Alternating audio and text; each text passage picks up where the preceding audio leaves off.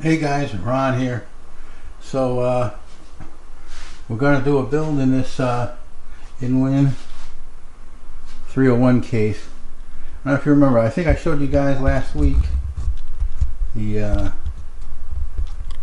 build on the table over there that I fixed. That we're going to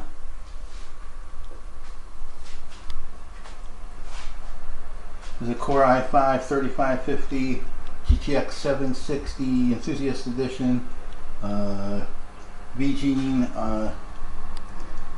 gamers motherboard, 28 gigs of RAM, single 120 cooler.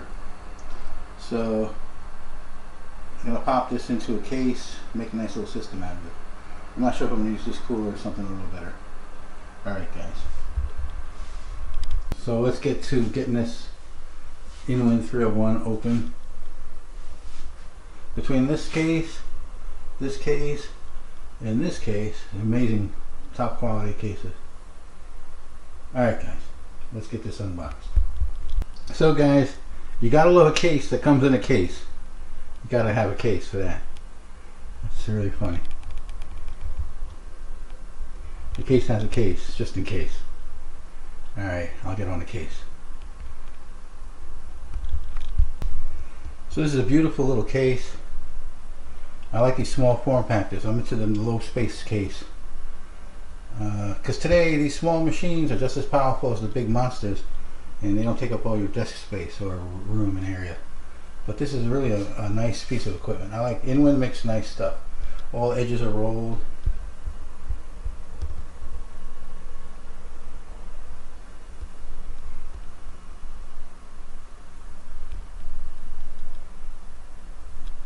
Tempered glass with a nice handle and an easy pop out.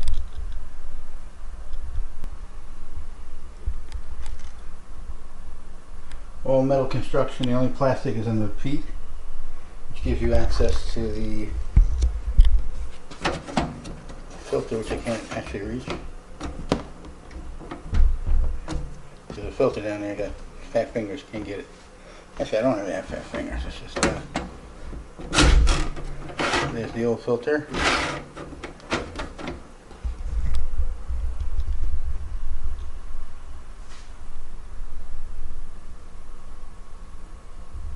Inwin makes this D-frame mini and the full-size D-frame.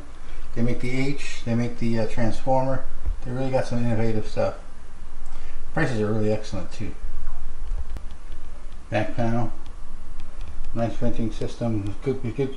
That's where your air vents intake is. And the rear and the bottom, so I think there's plenty of air, would be alright. Alright, so let's get to building. Just hinges out so it doesn't fall. No thumb screws, and you gotta push the latch. And there she is, she's a beauty. Really nice construction quality, very impressive. Alright, let's get to building. Alright, so there's this baby right here. So we just gotta pop this in and it's done. That's it. That's all I'm doing on this build. Alright guys, I gotta take apart that whole other system and bring it over here. I'm gonna use a completely modular 550 power supply that I had. Because this thing, I want to use minimal cables since there's not a lot of room to route them. Make this thing really pretty. Alright, I'll be back. So these are the main components. Not much, just a water cooler, motherboard, GPU. Inwin comes with a nice zipper pouch and all kinds of bags of hardware. So you've been doing this long enough, you have tons of this kind of hardware put away. But it's good to have more. Alright. So let's get the I/O shield in there and start from there. Alright guys. I/O shield, power supply, then motherboard, then we'll start putting it together. And by the way, this is an extremely powerful board. It's a little bit older, but it's a Maximus VG Asus gaming board, ROG, but it's a mini. Probably what, 8.5 inches by 8.5 inches square. Amazing power in a small package. Okay, I decided to take the cooler off just because it's so much easier to maneuver. And good thing because it needs thermal paste. Whoever did this last was terrible. I have to add a couple of standoffs, the 2 silver ones. So make sure when you do your standoffs you use the socket that comes with it and make them super tight. Because if you ever want to take this board out and the standoff starts spinning with the screws, it's a pain in the butt. Plus there's no room in this thing to work. You usually get a needle nose or side cutters in there, diagonals, to hold the standoff under the board, but there's no room in this case to work if you get that problem. So that's the problem you don't want. Alright, so I'm going to tighten these up. IO shield is in. Sense of accomplishment, and we'll be back. Alright, a motherboard's in. As you can see, there's not a lot of room to spare room to finagle. The SATA cables, SATA data comes straight through. Those plastic covers come off, so the cables can come straight through and across to the back, which is nice. And what's nice, power supply on top. You don't have to stretch the 6-pin or 8-pin CPU cable all the way around and up and back. So, should be okay. What's nice with the modular is I can tie wrap the individual cables to the right length, and because they're all black I don't have to use extensions. And since the way this is set up, you don't need extensions because you're only going to see the end of the cables anyway, the connectors, and maybe less than half an inch of cable. Alright guys, we'll be back.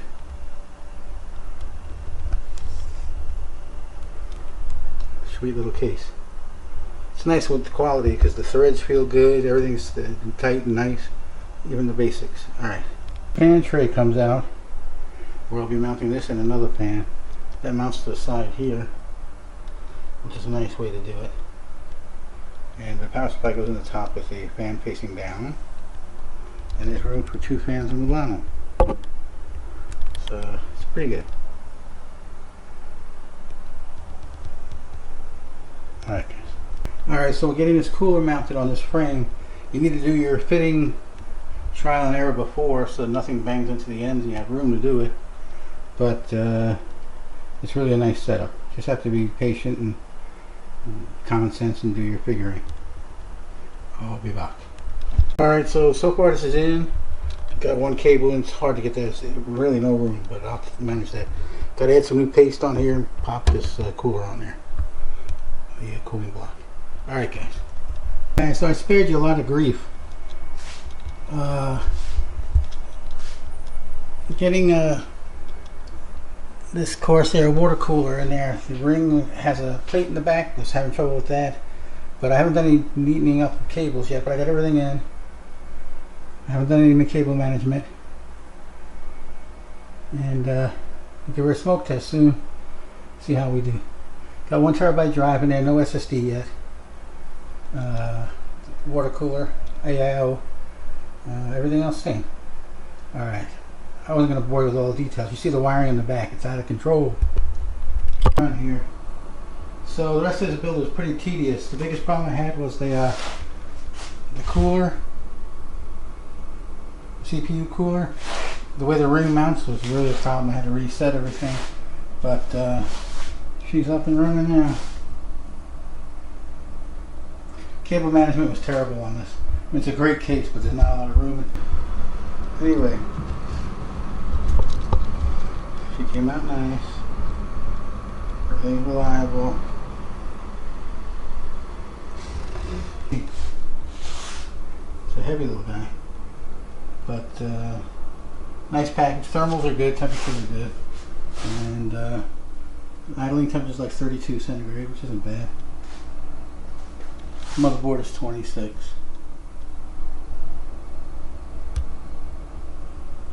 It's a really small case, which is nice.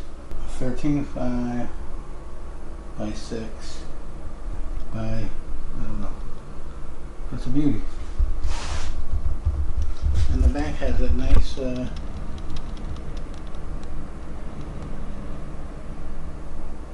perforated cutouts, really well done. It's just a beauty. And what's nice, it's small. It's a very powerful system. 28 gigs of memory, i5 3550. Gamers, good gamers, Asus gamers, Gen 5 motherboard. Good stuff, top of the line stuff. A little older, but can game like crazy, and does everything else.